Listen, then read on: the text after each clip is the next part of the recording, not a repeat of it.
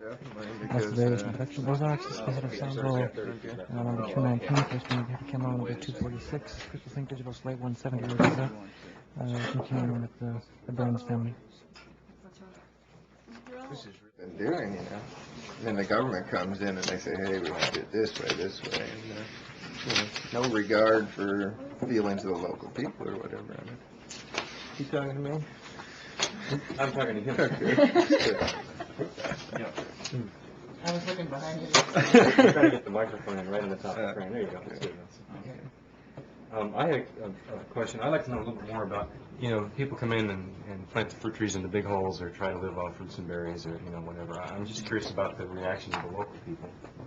Oh, I think local people view them a little bit strange, but not too much. That's the way they've been living, basically. So many of the people down here would live off their gardens and off what they would hunt, and that's been a way of life. They do view it a little. Over in Thomasville, we had a swimming hole, and it was just down in the river, and you'd go out there, and everybody went down there swimming. And there was this one group, I think, the same group that we're talking about that didn't want to use the chainsaws and this sort of thing. When they would go swimming, the guy would wear a loincloth, and the chick would just have a little, not even bikini, a couple of handkerchiefs and stuff. And they'd come walking, traipsing down into the middle of these locals and go, zipping around doing their swimming there. That sort of thing. Even it didn't raise animosity, but I think they were so, kind of amazed by this kind of person. The thing I was worried about when it first started, and when most of these kids came down, was right after the hippie movement, when it kind of petered out and they thought, okay, back to the land type thing. I was worried about too many people getting in a community. That sort of thing threatens people then.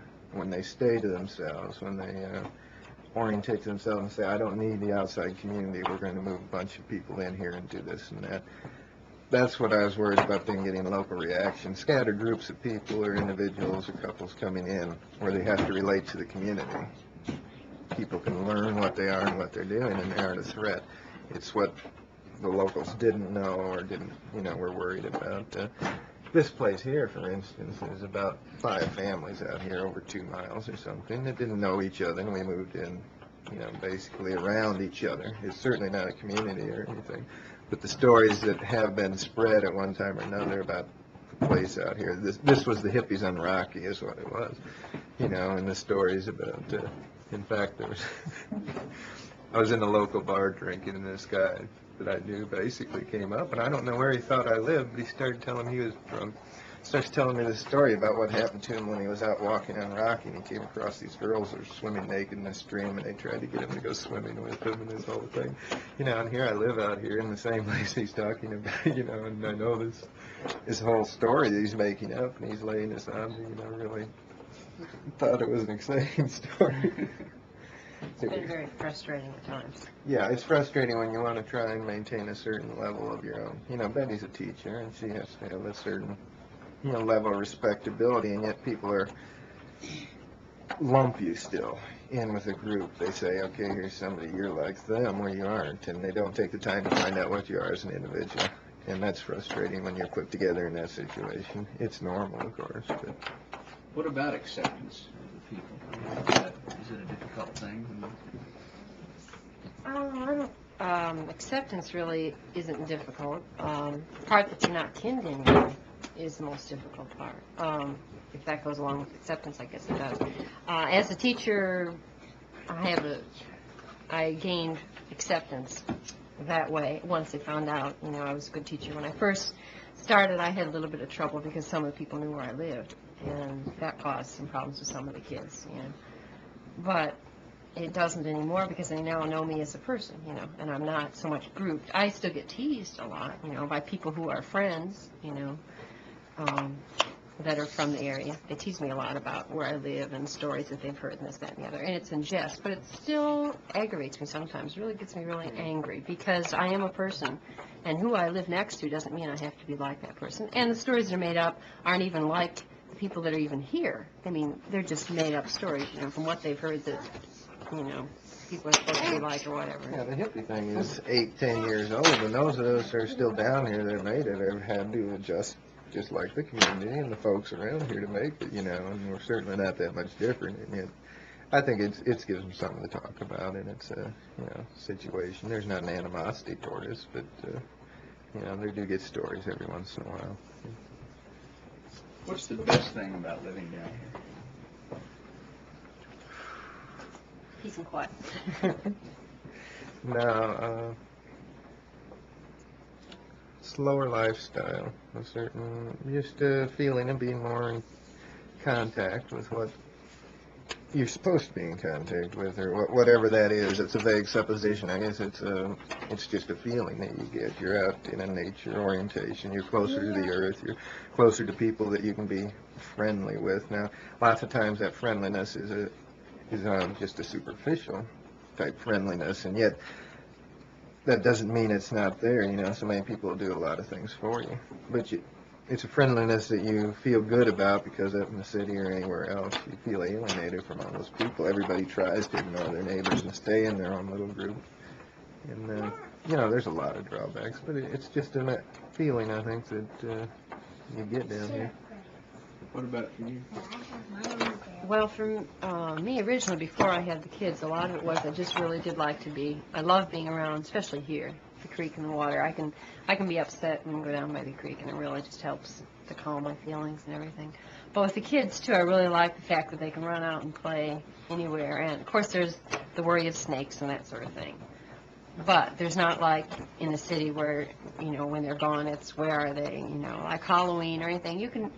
I don't have the fear for my kids of really anybody ever hurting them or anything like that around here. If somebody hurt them, I would assume it'd be an outsider, you know, somebody that was just passing through. You know. I like that more than anything else. And the people are friendly. You know, you can always get a smile out of anybody. You know, people always wave, and I don't know. I just like being down here most of the time. I get frustrated occasionally by the lack of concerts to go to or libraries to visit or things like that. What's the thing you miss most?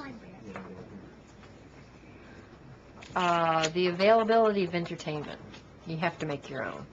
You know, in the city, if you're not quite sure what you want to do, you can find, there's lots of different choices. Here, if you make a decision where you want to be entertained by someone else or something, you have to travel a long distance. You know, you can't at 8:30 at night decide you want to go to see a movie, because by the time you get there, it'll be over with. You know, you have to go far distances. What's the worst thing for you being here?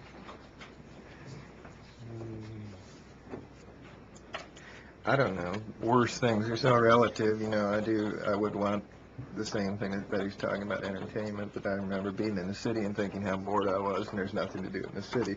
You know, that sort of thing you get used to. I think trying to make a living is a rather frustrating thing. But then again, it's all relative, and you know, realizing that helps me to, you know, accept the situation of where we are. The visiting and things is a problem. Last night we went to see some people, and it was 30, 40 miles over there and 15 miles on a gravel road. And the time we got there, I was so burned out with the kids jumping all around me that, you know, it was very hard. And with us with kids, time you pack them up and get them going, and then you go somewhere, you're tired before you get there. It's very hard to get out and do anything. Do you appreciate people? Can you talk a little bit about that more? By being semi-isolated, do you appreciate being around people more? Or? I always appreciate when somebody visits me, and yeah, I appreciate more than anything else the good feeling that people usually when they do come, and there's not the judgment or whatever from like on if my house isn't that clean sort of thing that I used to feel more from the city. You know, there's not some of the put-ons aren't there. They're, you know, that are so existent in the city.